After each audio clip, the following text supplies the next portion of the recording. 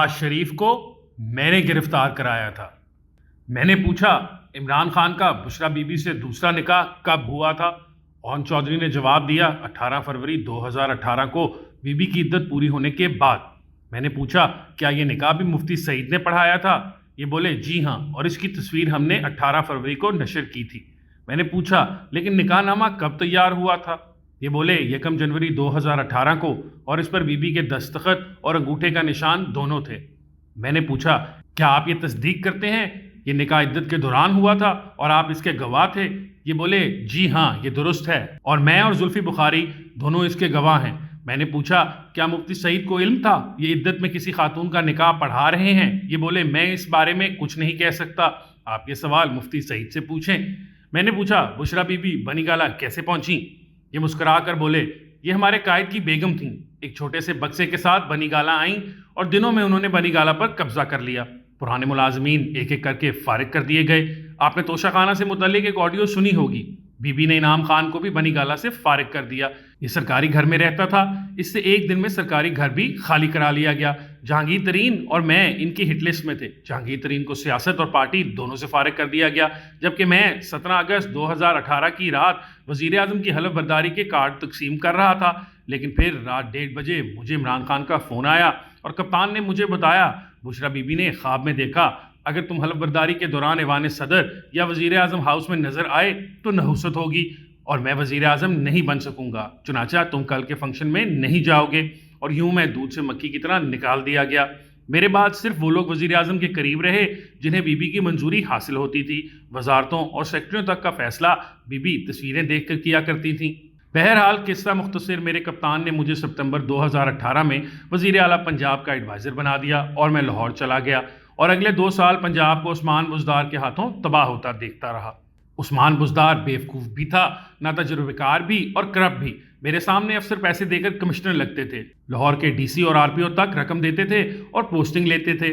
میں گواہ ہوں، طاہر خورشید سرکاری افسروں سے کلیکشن کرتا تھا اور یہ رقم کہاں کہاں جاتی تھی میں آپ کو بتا نہیں سکتا۔ بشرا بی بی کے بچے بھی دنوں میں ارب پتی ہو گئے۔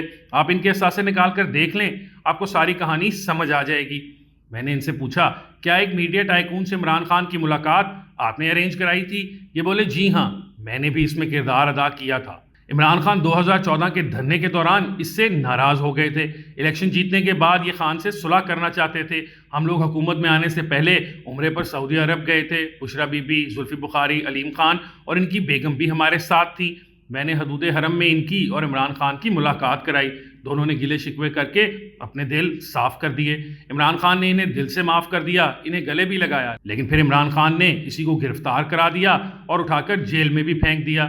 میں یہ خبر سن کر حیران رہ گیا، کیونکہ عمران خان نے حدود حرم میں بیٹھ کر یہ اعلان کیا تھا میرے دل میں آپ کے خلاف کوئی شکوہ موجود نہیں اور ہم آج سے دونوں بھائی بھائی ہیں۔ میں نے پوچھا کیا اس گرفتاری میں اسٹیبلشمنٹ کا بھی کوئی کردار تھا؟ یہ ہنس کر بولے میں خود اس وقت زیر عتاب تھا، لہٰذا میں یقین کے ساتھ کچھ نہیں کہہ سکتا، تاہم یہ سچ ہے اسٹیبلشمنٹ نے اس کو حراست کے دوران رعایتیں دی تھیں اور اس پر بھی عمران خان نے اسٹیبلشمنٹ سے شکوہ کیا تھا۔ میں نے پوچھا یہ گرفتاری کس کے مشورے پر ہوئی تھی؟ یہ بولے میری اطلاعات کے مطابق یہ گرفتاری بھی بشرا بی بی کی ہدایت یا خواب پر ہوئی تھی۔ یہ بی بی سے متعلق خبریں نشر کرتے تھے، لہٰذا انہیں سزا ملی۔ میں نے ان سے پوچھا آپ نے عمران خان کو عثمان بزدار کی حرکتوں اور کرپشن کے بارے میں اطلاع کیوں نہیں دی تھی؟ یہ بولے میں پوری رپورٹ لے کر عمران خان کے پاس گیا تھا، لیکن اس رپورٹ کے بعد مجھے وزیر اعظم کے اسپیشل کوآرڈینیٹر کی پوزیشن سے ہٹا دیا گیا اور یوں میں اور علیم خان دونوں فارغ ہو گئے۔ میں نے ان سے پوچھا کیا یہ سچ ہے 13 جولائی 2018 کو جب میاں نواز شریف مریم نواز کے ساتھ لاہور ایئرپورٹ پر اترے تھے تو انہیں آپ نے گرفتار کروایا تھا؟ اون چودھری یہ سوال سن کر خاموش ہو گئے۔ میں نے دوبارہ پوچھا، یہ بولے میں اس بات پر بات نہیں کرنا چاہتا۔ میں نے تیسری مرتبہ زور دے کر پوچھا تو یہ آہستہ آواز میں بولے ہاں یہ درست ہے، میاں نواز شریف اور مریم نواز کو میرے کہنے پر لاہور ایئرپورٹ سے گرفتار کیا گیا تھا۔ میں نے پوچھا کیوں؟ یہ بولے 25 جولائی 2018 کو جنرل الیکشن تھے، بیگم کلثوم نواز بھی علیل تھیں اور میاں نواز شریف اور مریم نواز کے خلاف 6 جولائی کو عدالتی فیصلہ بھی آ چکا تھا، لہٰذا ہمارا خیال تھا نواز شریف الیکشن سے پہلے واپس نہیں آئیں گے، لیکن نواز شریف نے 13 جولائی کو وطن واپسی کا اعلان کر دیا۔ عمران خان گھبرا گئے اور انہوں نے مجھے بلا کر کہا اگر نواز شریف واپس آ گیا تو ہم یہ الیکشن ہار جائیں گے، تم انہیں کہو یہ اسے روکیں یا پھر دونوں باپ بیٹی کو گرفتار کر لیں، الیکشن سے پہلے نواز شریف کی کوئی تقریر نہیں ہونی چاہیے۔ میں نے عمران خان کا یہ پیغام آگے پہنچا دیا۔ مجھے جواب ملا آپ لوگ صرف الیکشن کیمپین پر توجہ دیں، نواز شریف کی فکر نہ کریں، اور یوں 13 جولائی 2018 کو نواز شریف اور مریم بی بی کو لاہور ایئرپورٹ سے گرفتار کر لیا گیا۔ میں نے پوچھا آپ نے نواز شریف کی گرفتاری کی درخواست کس سے کی تھی؟ اون چودھری دوبارہ خاموش ہو گئے۔ میں نے اپنا سوال دہرا دیا، یہ آہستہ بولے، ہم کس سے کہہ سکتے تھے، آپ اچھی طرح جانتے ہیں۔ میں نے زور دے کر پوچھا کیا آپ نے جنرل فیض حمید سے کہا تھا؟ یہ ہنس کر بولے جنرل فیض حمید اس وقت اس پوزیشن میں نہیں تھے۔ میں نے پوچھا آپ نے پھر کس سے کہا تھا؟ یہ آہستہ آواز میں بولے میں نے جنرل باجوہ سے درخواست کی تھی۔ میں نے پوچھا کیا آپ نے یہ درخواست ان سے براہ راست کی تھی؟ اون چودھری نے فوراً جواب دیا جاوید صاحب میں اس ایشو پر مزید ایک لفظ نہیں بولوں گا۔ میں نے ہنس کر کہا اوکے کوئی بات نہیں، میں اس تفصیل سے پوری طرح واقف ہوں۔ میں نے ان سے پوچھا کیا عمران خان کا جنرل باجوہ سے 2000 میں پہلا رابطہ ہوا تھا؟ یہ بولے جی ہاں یہ درست ہے، ہم 2017 کے شروع میں پہلی بار جنرل باجوہ سے ملے تھے۔ میں نے پوچھا کیا lieutenant general dash dash dash نے یہ رابطہ کرایا تھا؟ یہ دیر تک میری طرف دیکھتے رہے اور پھر مسکرا کر بولے میرا خیال ہے مرشد آپ کو ہونا چاہیے، یہ نام صرف 4 لوگوں کو پتا تھا اور مجھے یقین ہے ان 4 میں سے کسی نے آپ کو نہیں بتایا ہوگا، آپ کو کیسے پتا چلا؟ میں نے کہکا لگا کر جواب دیا یہ میرے موکل نے بتایا تھا۔ یہ بھی کھل کر ہنسے اور پھر نہایت سنجیدگی سے جواب دیا میں آپ کو یہ کنفرم نہیں کر سکتا۔ میں نے پوچھا اسٹیبلشمنٹ کے ساتھ آپ لوگوں کی ملاقاتیں کہاں ہوتی تھیں؟ یہ بولے عمران خان کی آرمی چیف سے ملاقاتیں جنرل باجوہ کے سسر میجر جنرل ریٹائرڈ اعجاز امجد کے گھر ہوتی تھیں، جبکہ دوسرے لیول کی ملاقاتیں اسلام آباد میں علیم خان کے گھر میں ہوتی تھیں۔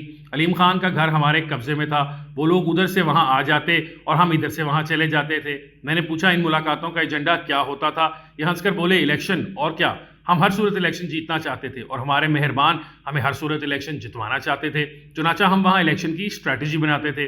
میں نے پوچھا عمران خان پر پارٹیز یا پلے بوائے کے الزامات لگتے ہیں، یہ کس حد تک درست ہیں؟ یہ سنجیدگی سے بولے میں کبھی ان کی کسی پارٹی میں شریک نہیں ہوا، ہمارا ان کے ساتھ احترام کا رشتہ تھا، یہ کام اگر ہوتا بھی تھا تو وکی کے گھر ہوتا تھا، وہ بیچارہ فوت ہو چکا ہے، وہ موبائل زون کمپنی کا مالک تھا اور خان صاحب کا پرانا دوست تھا، ہم خان صاحب کو اس کے گھر پر چھوڑ کر واپس آ جاتے تھے، وہاں اس کے بعد کیا ہوتا تھا یہ اللہ تعالیٰ اور عمران خان کا معاملہ ہے۔